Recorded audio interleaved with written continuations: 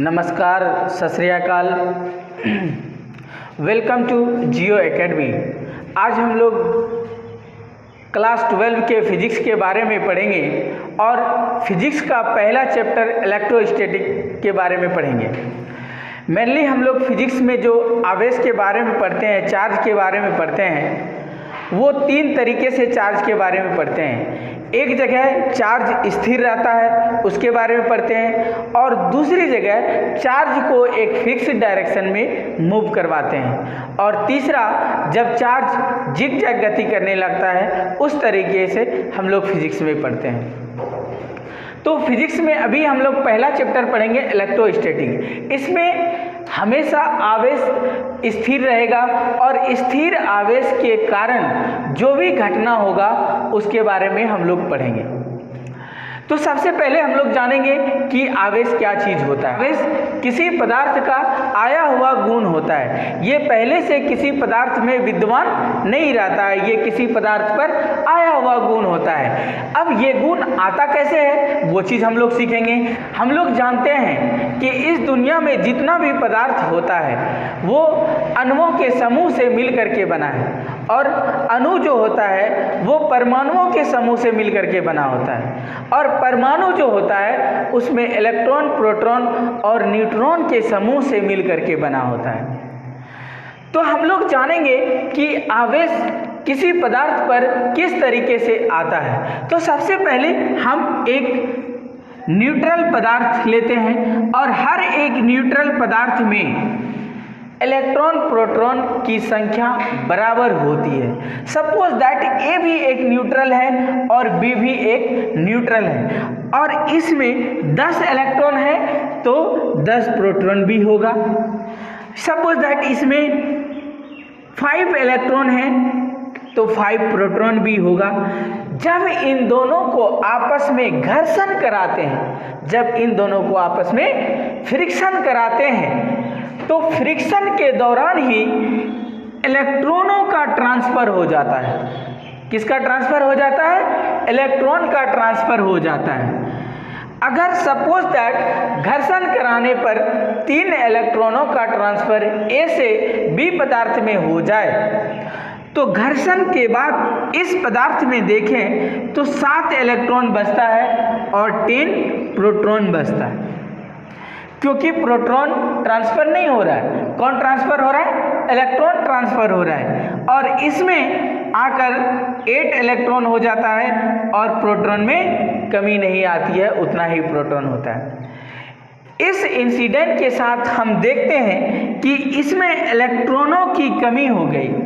जिस पदार्थ में इलेक्ट्रॉनों की कमी हो जाए उसमें धनात्मक आवेश हो जाता है, पॉजिटिव चार्ज हो जाता है, और जिस पदार्थ में इलेक्ट्रॉनों की अधिकता हो जाए और प्रोटॉनों की कमी हो जाए उस पदार्थ में नेगेटिव चार्ज मतलब ऋणात्मक आवेश आ जाता है। अब ये देखो, ये तो आया हुआ गुण है। जिस पदार्थ में अगर आवेश आ गया हो तो कभी ना कभी किसी ना किसी तरीके से आवेश चला भी जाता है। तो किसी पदार्थ पर आवेश का आना या फिर चला जाना, इस प्रोसेस को हम लोग बोलते हैं, इस प्रक्रिया को बोलते हैं इलेक्ट्रिफिकेशन। क्या बोलते हैं? इलेक्ट्रिफिकेशन, और हिंदी में इसको बोलते हैं विद्युतीकरण। अगर किसी पदार्थ पर आवेश का आना या फिर चला जाना, तो इस प्रक्रिया को, इस प्रोसेस को हम लोग क्या बोलते हैं? विद्युतीकरण, इलेक्ट्रिफिकेशन। अब हम लोग पढ़ेंगे आवेश के मूल गुण के बारे में। आवेश का मूल गुण क्या चीज़ होता है उसके बारे में पढ़ेंगे। आवेश का जो मूल गुण है वो 3 तरीके का होता है।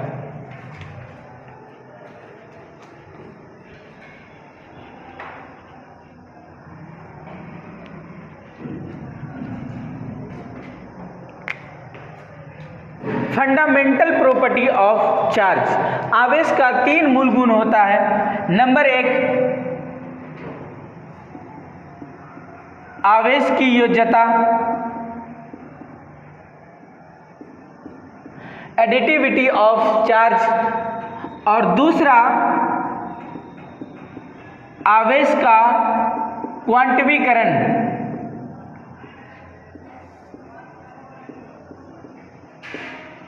और तीसरा आवेश का संरक्षण।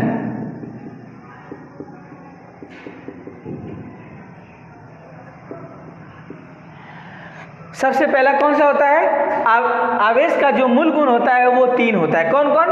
आवेश की योज्यता, जिसको हम लोग इंग्लिश में बोलते हैं एडिटिविटी ऑफ चार्ज, आवेश का क्वांटमीकरण, क्वांटमाइजेशन ऑफ चार्ज, आवेश का संरक्षण, कंजर्वेशन ऑफ चार्ज।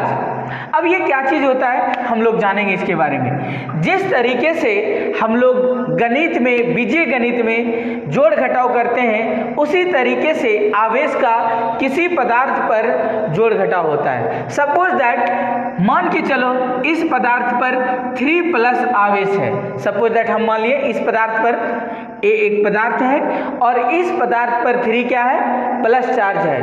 अगर इस पदार्थ से कहीं बाहर से अगर इसमें 2- आवेश आरोपित कर दिया जाए, बाहर से अगर हम इस पर 2- आवेश अगर आरोपित करते हैं, तो इस पदार्थ का जो टोटल चार्ज होगा बचा हुआ, वो +3 - 2 = +1 चार्ज बचा रहेगा। जिस तरीके से बीजगणितीय योग होता है, वैसे ही यहाँ पर हम लोग किसी पदार्थ पर चार्ज का योग करेंगे और घटाव करेंगे। तो इस विधि को, इस चीज को हम लोग बोलते हैं आवेश की योज्यता। अब हम लोग दूसरे आवेश की क्वांटमीकरण के बारे में जानेंगे कि आवेश का क्वांटमीकरण क्या होता है।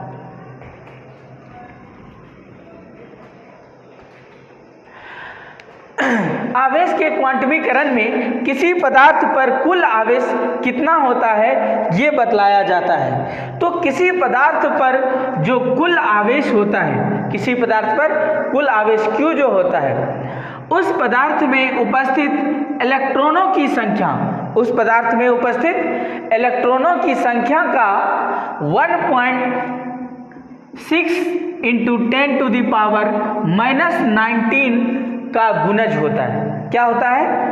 किसी पदार्थ पर कुल आवेश उस पदार्थ में उपस्थित इलेक्ट्रॉनों की संख्या का 1.6 × 10⁻⁻19 का गुणज होता है। और ये 1.6 × 10⁻⁻19 क्या है? किसी एक इलेक्ट्रॉन पर उपस्थित आवेश है। ये एक इलेक्ट्रॉन पर जितना आवेश उपस्थित होता है वो 1.6 × 10⁻⁻19 होता है। अब हम इसको अगर क्वांटमाइजेशन के थ्योरम से लिखें, जो फॉर्मूला होता है वो ±NE होता है। E क्या है? E एक इलेक्ट्रॉन में कितना आवेश उपस्थित होता है। फॉर्मूले पर बाद में बहुत सारे न्यूमेरिकल बनवाएंगे दूसरे क्लासेस में। अब हम लोग सीखेंगे कि कंजर्वेशन ऑफ चार्ज क्या होता है। आवेश का संरक्षण। आवेश का संरक्षण, किसी भी पदार्थ पर आवेश ना तो बनाया जाता है और ना ही उसको डिस्ट्रॉय किया जाता है। सिर्फ और सिर्फ आवेश को क्या करेंगे? एक पदार्थ से दूसरे पदार्थ पर ट्रांसफर किया जाता है। इस प्रॉपर्टी को बोलते हैं आवेश की संरक्षण। आवेश ना तो किसी पदार्थ पे बनाया जा सकता है और ना ही खत्म किया जा सकता है। आवेश को सिर्फ और सिर्फ एक पदार्थ से दूसरे पदार्थ पर ट्रांसफर करते हैं और इस प्रोसेस को हम लोग बोलते हैं, इस प्रॉपर्टी को बोलते हैं आवेश का संरक्षण। अब हम लोग सीखेंगे कि किसी भी अनावेशित पदार्थ को आवेशित कैसे किया जाता है। किसी अनावेशित पदार्थ को आवेशित करने के लिए 3 विधियां हैं। सबसे पहला घर्षण, दूसरा चालन और तीसरा प्रेरण। ये 3 विधियां हैं जिसके द्वारा हम लोग किसी अनावेशित पदार्थ को आवेशित कर सकते हैं।